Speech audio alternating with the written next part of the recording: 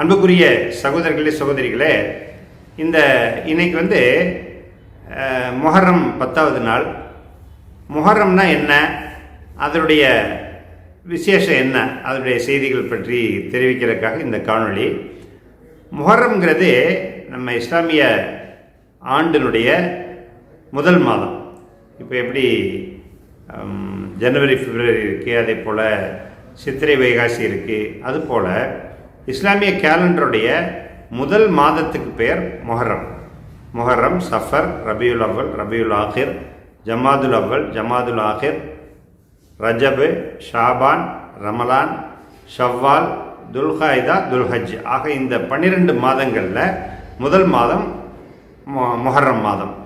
இப்போ இந்த 12வது மாதம் முடிஞ்சது இல்லையா, அது ஹஜ்ஜுடைய காலம் முடிஞ்சது இல்லையா. ஹஜ்ஜு பெருநாள், பக்ரீத் பண்டிகைன்னு சொல்லக்கூடிய அந்த ஹஜ்ஜு பெருநாள், அதை நம்ம தியாக திருநாள் சொல்லுவோம், அது முடிஞ்சது இல்லையா. அந்த மாதம் கடைசி மாதம், அந்த இஸ்லாமிய கேலண்டருடைய கடைசி மாதம். அது முடிஞ்ச உடனே இப்போ வரக்கூடிய இப்போ ஆரம்பிச்சிருக்க மாதம் முஹர்ரம் மாதம், இஸ்லாமிய கேலண்டருடைய முதல் மாதம். இஸ்லாமிய கேலண்டரை இந்த வருஷம் 1447, அதை நம்ம ஹிஜ்ரி ஆண்டு அப்படின்னு சொல்லுவோம். ஹிஜ்ரி ஆண்டுடைய முதல் மாதம் முஹர்ரம் மாதம். ஹிஜ்ரி ஆண்டு இந்த வருஷம் 1447. அப்போ முஹர்ரம்னா இதுதான் மாதத்துடைய முதல் மாதம், இஸ்லாமிய கேலண்டருடைய முதல் மாதம். இந்த ஹிஜ்ரி அப்படிங்கிறது எதை வச்சு வந்தது? ஹிஜ்ரி ஆண்டுன்னு சொல்கிறோம் இல்லையா, இஸ்லாமிய கேலண்டர் முதல்ல துவங்கினது எதை வச்சு துவங்கினாங்க அப்படின்னு பார்த்தா, நபிகள் நாயகம் ஸல்லல்லாஹு அலைஹி வஸல்லம் அவர்கள் மக்காவிலிருந்து மதினாவுக்கு ஹிஜ்ரத் செய்து போனார்கள், பயணம் செய்து போனார்கள், நாட்டை துறந்து போனார்கள். அதுக்கு பேர் தான் ஹிஜ்ரத். அந்த ஹிஜ்ரத்தை கொண்டு தான் அந்த நிகழ்வை வைத்து தான் ஹிஜ்ரி ஆண்டு கணக்கிடப்படுகிறது. அப்போ இப்போ நபிகள் நாயகம் ஸல்லல்லாஹு அலைஹி வஸல்லம் அவர்கள் மக்காவிலிருந்து மதினாவுக்கு ஹிஜ்ரத் செய்து போன 1447வது ஆண்டு இப்போ ஆரம்பிச்சிருக்கு அப்படின்னு அர்த்தம். 1446 ஆண்டு கழிந்து விட்டது. இது 1447. அப்போ ஹிஜ்ரத்தை கொண்டு ஏன் ஆரம்பித்தாங்க அப்படின்னு பார்க்கணும்ல. இப்போ ஒன்று நபிகள் நாயகத்துடைய பிறந்த தினத்தை வச்சு வைக்கலாம், அல்லது நபிகள் நாயகம் அவர்கள் இந்த உலகத்தை விட்டு பிரிந்த தினத்தை வச்சு வைக்கலாம், ஏதோ ஒன்றில் வைக்கலாம். ஆனால் ஹிஜ்ரத் இப்போ அது எப்போ ஆரம்பிச்சதுன்னு சொன்னால், உமர் ரலியல்லாஹு அன்ஹு அவர்கள் ஆட்சி காலத்தில் இருந்தபோது, உமர் ரலியல்லாஹு நபிகள் நாயகம் ஸல்லல்லாஹு அலைஹி வஸல்லத்துக்கு பிறகு அபூபக்கர், அதுக்கு அடுத்து உமர் 2வது ஆட்சியாளர். அப்போ நபிகள் நாயகத்துக்கு பிறகு வந்த அபூபக்கர் ரலியல்லாஹு அன்ஹு, அதுக்கப்புறம் உமர் ரலியல்லாஹு அன்ஹு காலத்தில் இப்போ கடிதங்கள்லாம் எழுதும்போது அப்போ மாதங்கள் அப்போவே இருந்தது. இப்போ ரமலான் 10வது நாளில் இந்த கடிதம் எழுதப்பட்டதுன்னு எழுதி அனுப்புகிறாங்கன்னா, ஒரு குறிப்பிட்ட காலத்துக்கு பிறகு பார்க்கும்போது 3 வருஷத்துக்கு இது செல்லும் அப்படின்னு ஒரு ஒப்பந்தம் போடுறாங்கன்னா, இந்த 3 வருஷத்தை எதுலேருந்து கணக்கு வைக்கிறது? வெறும் ரமலான் 10 மட்டும்தான் இருக்கும். அப்போ எப்படி ஆண்டு கணக்கு பண்ணுறது? அதுக்கு முன்னாடி இருந்த காலம் என்னன்னு சொன்னால், யானை ஆண்டு அப்படின்னு சொல்லிலாம் ஒரு காலம் இருந்தது. இப்போ நம்ம ஏதாவது ஒரு குறிப்பிட்ட காலத்தை வைத்து நாம் ஆண்டு கணக்கு கொண்டு வரணும் அப்படின்னு சொல்லும்போது தான் பல ஆலோசனைகள் சொல்லப்பட்டது. அதில் கடைசியாக முடிவெடுக்கப்பட்டது இந்த ஹிஜ்ரத்தை கொண்டு, ஹிஜ்ரத்து செய்ததிலிருந்து ஆண்டு கணக்கு வைக்கலாம். ஏன்னா ஹிஜ்ரத்துக்கு பிறகுதான் இஸ்லாம் எழுச்சி பெற்றது, இஸ்லாம் ஒரு வெற்றி பெற்றது. இப்போ அங்கே மக்காவில் இருந்த வரைக்கும் இஸ்லாத்தை வளர்ச்சி பெறுவதற்கு வழி இல்லாமல் இருந்தது. ஹிஜ்ரத்து செய்து மதினாவுக்கு வந்த பிறகு இஸ்லாம் சிறப்பாக வளர்ந்தது. பல பேர் இஸ்லாத்தை ஏற்றுக்கொண்டார்கள். ஆக முஸ்லிம்கள் ஒரு மறுமலர்ச்சி பார்த்தது, இஸ்லாத்திற்கு ஒரு மறுமலர்ச்சி ஏற்பட்டதுன்னு பார்த்தா இந்த ஹிஜ்ரத்துக்கு பிறகு தான். அதனால் இந்த ஹிஜ்ரத்தை நாம் கணக்கில் எடுத்துக்கிட்டு இதிலேருந்து ஹிஜ்ரி ஆண்டு அப்படின்னு கொண்டு வரலாம் அப்படின்னு ஏகமனதாக முடிவு பண்ணி தான் கொண்டு வரப்பட்டது. அதுலேருந்து தான் இப்போ 1447. சரி, இப்போ இந்த முஹர்ரமுடைய 10வது நாளுக்கு என்ன விசேடம் அப்படின்னு பார்த்தா, முஹர்ரம் பண்டிகை அப்படின்லாம் சொல்கிறாங்க இல்லையா. ஸோ இந்த முஹர்ரம் 10 அன்னைக்கு என்ன நடந்ததுன்னு சொன்னால், நபிகள் நாயகம் ஸல்லல்லாஹு அலைஹி வஸல்லம் அவர்கள் மதினாவுக்கு வந்த புதிதில் இந்த முஹர்ரம் 10வது நாளில் யூதர்கள் நோன்பு வச்சாங்க.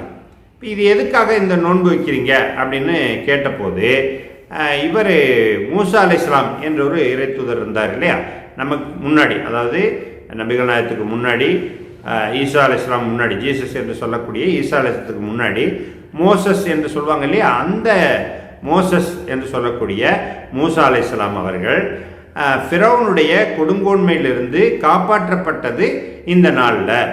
அதாவது அந்த ஃபிரௌனுடைய கொடுங்கோன்மை ரொம்ப அதிகமாக இருந்தது. அந்த பனி இஸ்ராயேல் மக்களை அவர் ரொம்ப கடுமையாக கஷ்டப்படுத்திக்கிட்டு இருந்தார். ஸோ அவர்கிட்டேருந்து விடுதலையாக்கி அந்த ஊரை விட்டு புலம்பெயர்ந்து அவங்க வெளியில் வந்தாங்க. அந்த நேரத்தில் எதிர கடல் இருக்கு, பின்பக்கம் அந்த ஃபிரௌனுடைய படைகள் விரட்டிட்டு வருது. இவங்க தப்பிச்சு போகிறாங்க அப்படிங்கிறது இறைவனுடைய கட்டளைப்படி தான் அவங்க போனாங்க. இறைவன் அவருக்கு உத்தரவு கொடுத்துருந்தான், நீங்கள் இந்த மக்களை கூட்டிகிட்டு போங்கன்னு சொல்லி. அதன் அடிப்படையில் இவங்க வந்தாங்க. ஆனால் இது தெரிஞ்சு இவங்க பின்னாடி விரட்டிக்கிட்டு வர்றாங்க, ஃபிரௌனும் ஃபிரௌனுடைய படைகளும். இது அந்த 10 கமாண்ட்மெண்ட்ஸ்னு கூட ஒரு பழைய படம் உண்டு, அதில் அந்த சம்பவங்கள்லாம் கூட காட்டுவாங்க. ஆக முன்னாடி கடல் இருக்கு, பின்னாடி இந்த ஃபிரௌனுடைய படை, ரெண்டுக்கும் இடையில மாட்டிக்கிட்டோம் அப்படிங்கிற மாதிரி அந்த மக்கள் சொன்னாங்க. மூசாவே, உங்களால் நாங்கள் இந்த மாதிரி மாட்டிக்கிட்டோம் அப்படிங்கிற மாதிரி சொன்னாங்க. அப்போ இறைவன் என்னோட இருக்கின்றான், அவன் நிச்சயமாக வழிகாட்டுவான் அப்படின்னு சொன்னாங்க. இது எப்படின்னு சொன்னால், நபிகள் நாயகம் ஸல்லல்லாஹு அலைஹி வஸல்லம் அவர்கள் ஹிஜ்ரத் செஞ்சு வரும்போது ஒரு குகையில் தங்கியிருந்தாங்க, தௌர் குகையில் தங்கியிருந்தாங்க. அப்போ எதிரிகள் துரத்திக்கிட்டு வந்ததில் ரொம்ப நெருங்கி வந்துட்டாங்க. அந்த குகை வாசலில் நிற்கிறாங்க. சற்று குனிந்து பார்த்தால் கூட இவங்களை கண்டுபிடிச்சிட முடியும். இந்த சூழ்நிலையில் அபூபக்கர் ரலியல்லாஹு அன்ஹு சொன்னாங்க, நபியே, நம்ம ரொம்ப இவங்க பக்கத்தில் வந்துட்டாங்களே அப்படின்னு சொன்னபோது, லா தஹசன் இன்னல்லாஹ மானா, நீங்கள் பயப்படாதீங்க, அல்லாஹ் நம்மோடு இருக்கின்றான் என்று நபிகள் நாயகம் ஸல்லல்லாஹு அலைஹி வஸல்லம் அவர்கள் சொன்னார்கள் அப்படிங்கிறத இறைவன் குர்ஆனிலே சொல்லி காட்டுறான். இது போல மூசா அலைஹிஸ்ஸலாம் அவர்களுடைய மக்கள் சொன்னபோது மூசா அலைஹிஸ்ஸலாம் சொன்னாங்க, பயப்படாதீங்க, அல்லாஹ் என்னோட இருக்கின்றான்னு சொன்னாங்க. அதே அடிப்படையில் அல்லாஹ்ட்ட உதவி கேட்டபோது இறைவன் சொன்னால், அங்கே கைத்தறி ஒன்று வச்சிருப்பார். அவர் அந்த கைத்தறியை கொண்டு பல அற்புதங்களை நிகழ்த்தி காட்டின இறைவன் அந்த அடிப்படையில் அந்த கைத்தறியை கொண்டு கடலை அடியுங்கள் அப்படின்னு சொன்னபோது கடலை அடித்தார்கள். கடல் 2ஆக பிளந்தது. நல்ல நடந்து போகக்கூடிய அளவுக்கு பாதை தென்பட்டது. அதில் நடந்து போனாங்க. துரத்திக்கிட்டு வந்தவங்களும் இவங்க போகிற பாதையிலே அவங்களும் பின்னாடி துரத்திக்கிட்டு வர்றாங்க. முழுமையாக மூசா அலைஹிஸ்ஸலாம் அவர்களும் அவர்களை சார்ந்த மக்களும் அந்த கரைக்கு தாண்டி போயிட்ட பிறகு இவங்கெல்லாம் உள்ள கடலில் வந்துக்கிட்டு இருக்காங்க. அதே பாதையில் வந்துக்கிட்டு இருக்காங்க. இறைவன் அந்த கடலை மீண்டும் ஒன்றாக சேர வைத்தான். அந்த நேரத்தில் அந்த ஃபிரௌனும் அவனுடைய படைகளும் கொல்லப்பட்டன. அவங்க அந்த நேரத்தில் இறந்து போனாங்க அப்படிங்கிறது வரலாறு. ஸோ அந்த நாள் இந்த நாள் தான், இந்த முஹர்ரமுடைய 10வது நாளில் தான் அது நடந்தது. அதற்காக நாங்கள் நோன்பு பிடிக்கிறோம், அதுக்கு நன்றி செலுத்துவதற்காக நோன்பு பிடிக்கிறோம் அப்படின்னு சொன்னபோது நபிகள் நாயகம் ஸல்லல்லாஹு அலைஹி வஸல்லம் சொன்னாங்க, மூசா என்னுடைய சகோதரர். ஏன்னா இறை தூதர்கள் அனைவருமே ஒரே இறைவனால் அனுப்பப்பட்டவர்கள்.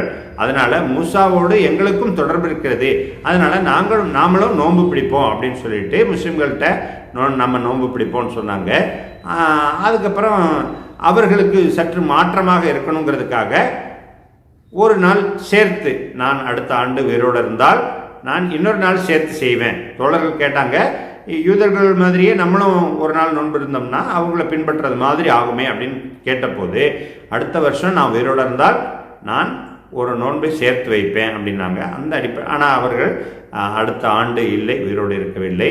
அதனால் அவங்க சொன்ன அடிப்படையில் நாம் 9, 10 அல்லது 10, 11 நேற்றும் இன்றும் 9, 10 இன்னைக்கு வைக்கிறோம், 2 நாள் நோன்பு.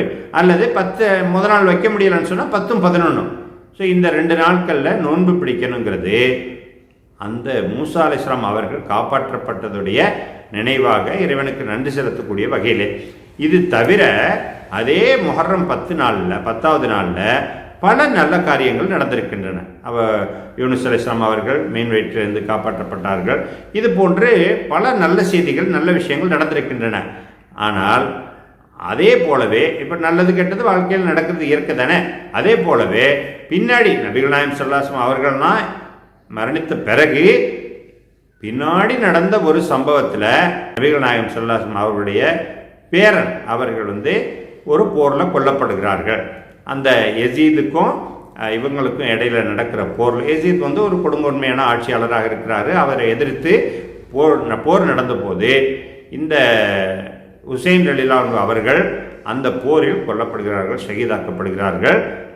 அதன் நினைவாக நாங்கள் துக்கம் அனுசரிக்கிறோம் என்று சொல்லக்கூடிய சில மக்கள் இருக்கிறாங்க. அது வந்து சரியான ஒரு அணுகுமுறை இல்லை. அந்த யாருக்குமே துக்கம் வந்து 3 நாட்கள் தான், அதிகபட்சமாக 3 நாட்கள் தான் துக்கம் அனுசரிக்கிறதுக்கு மார்க்கம் அனுமதி கொடுக்கிறது. நபிகள் நாயகம் ஸல்லல்லாஹு அலைஹி வஸல்லம் அவர்களுக்கே நம்ம துக்கம் அதுக்கு மேலே செய்யலை. இப்போ வருஷம் அவங்களை நினைவுபடுத்தி அவங்க இறந்த நாளில் துக்கம் அனுசரிக்கலை. இன்னும் சொல்லப்போனால் அவர்களுடைய பிறந்த நாளும் இறந்த நாளும் ஒன்று தான் அப்படின்னு சொல்லப்படுகிறது. ரபியுல் அவ்வல் 12 இறந்த நாளுக்கு துக்கம் அனுசரிக்கணுங்கிறது மார்க்கத்தில் இல்லவே இல்லை. யார் இறந்தாலும் சரி அவர்களுக்காக துக்கம்ங்கிறது 3 நாட்கள் மட்டும்தான். கணவன் இறந்தால் மட்டும் மனைவி ஒரு 4 மாதம் 10 நாள் இதாக இருக்கணும். இதாங்கிறது காத்திருத்தல்னு அர்த்தம். மறு திருமணம் செய்வதற்காகவோ அல்லது முதல் கணவர் மூலமாக குழந்தை எதுவும் இருக்கிறதாங்கிறதுக்காக 3 மாதவிடாய் காலம் காத்திருக்கணும். அதுக்கு பேர் இத்தா பீரியடு. இந்த இத்தாவுடைய காலத்தை தவிர வேறு யார் இறந்து போயிருந்தாலும் அவர்களுக்காக துக்கம்ங்கிறது 3 நாட்கள் மட்டும்தான். அந்த 3 நாட்களுக்கு பிறகு நாம் மற்ற ரெகுலரான ஒர்க்குக்கு வந்துடணும். அதனால் இத்தனை ஆண்டுகளுக்கு பிறகு நாங்கள் ஹுசைன் ரலியல்லாஹு அவர்களுக்காக துக்கம் அனுசரிக்கிறோம் அப்படின்னு சொல்கிறது சரியான முறையல்ல. அது வந்து அவங்களுடைய ஒரு பாலிசியாக வச்சுருக்காங்க, அவங்க பின்பற்றிட்டு வர்றாங்க. மக்களுக்கு தெரிகிறது அதுதான் அதிகமாக தெரிகிறது. யார் வந்து துக்கம் அனுஷ்டிக்கிறாங்களோ அது கத்தியால் அடிச்சுக்கிறது, கருப்பு உடை போடுறது, இது போன்ற சில செயல்கள் தான் மக்களுக்கு கண்களுக்கு தெரிகிறது.